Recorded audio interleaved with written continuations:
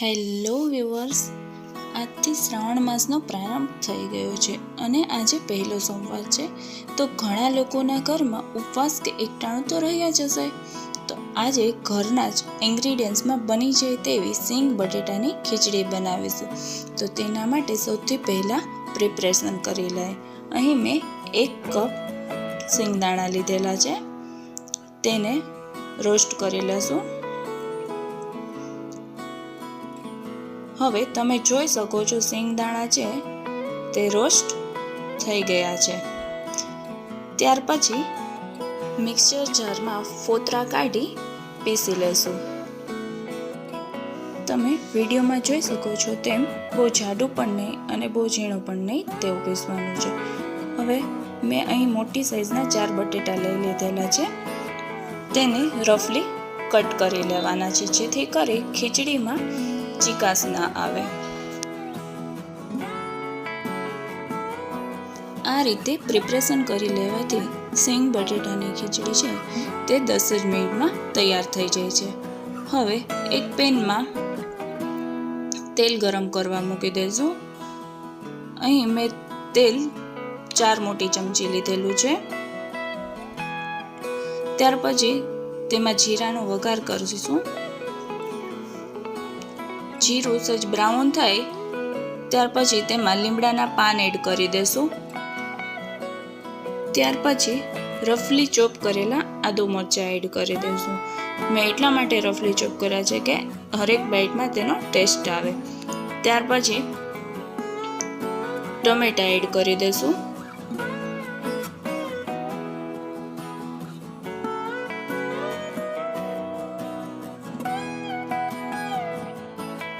અડધા લીંબુનો રસ એડ કરીશું અને મિક્સ કરી લઈશું.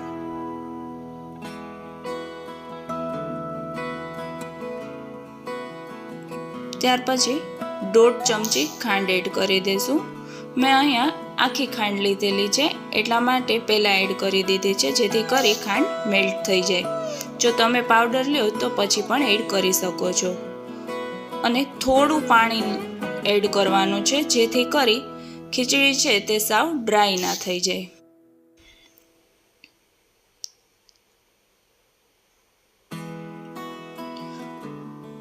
અને થોડા એવા ટમેટા ગળી જાય ત્યાર પછી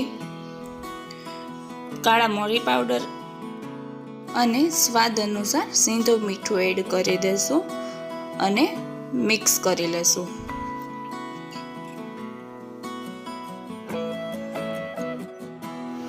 પાંચ મિનિટ પછી શેકેલા સિંગદાણાનો ભૂકો એડ કરી દઈશું. તેમાંથી થોડો ભૂકો લાસ્ટમાં એડ કરવાનો છે એટલા માટે રાખી દઈશું.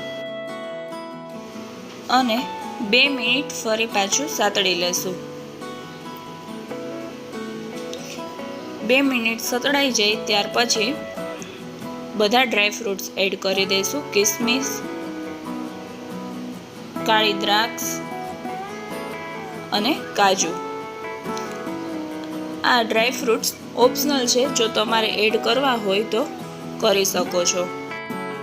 કિસમિસ લીધેલી હતી એટલે ખાંડ ઓછી એડ કરી હતી જેથી કરી ખીચડીની જે સ્વીટનેસ છે તે મેન્ટેન થઈ જાય. ત્યાર પછી રફલી ચોપ કરેલા બટેટા એડ કરી દઈશું અને મિક્સ કરી લેશું. મિક્સ કરતી વખતે એ ધ્યાન રાખવાનું છે કે બટેટા છે તે સાવ છૂંદો ના થઈ જાય. અને આપણો જે સિંગદાણાનો ભૂકો વધ્યો હતો તે એડ કરી દઈશું અને મિક્સ કરી લેશું.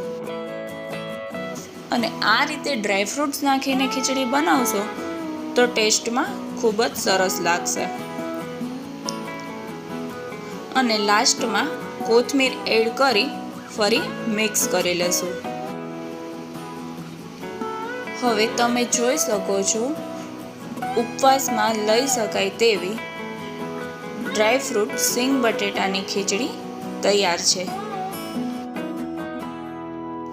હવે ડ્રાય ફ્રૂટ સિંગ બટેટાની ખીચડીને સર્વિંગ બાઉલમાં કાઢી લેશું.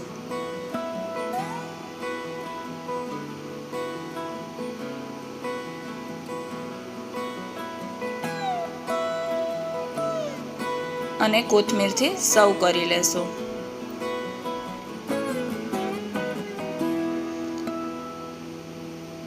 તમે વિડીયોમાં જોઈ શકો છો તેમ આ રીતે ખીચડી બનાવશો તો ટેસ્ટમાં ખૂબ જ ટેસ્ટી અને ડિલિશિયસ બનશે. જો તમને મારો વિડીયો ગમ્યો હોય તો લાઈક, શેર અને સબસ્ક્રાઈબ કરવાનું ના ભૂલતા. અને શ્રાવણ માસ દરમિયાન આવી જ ફરાળી અવનવી વાનગીઓ સાથે ફરી પાછા મળીશું.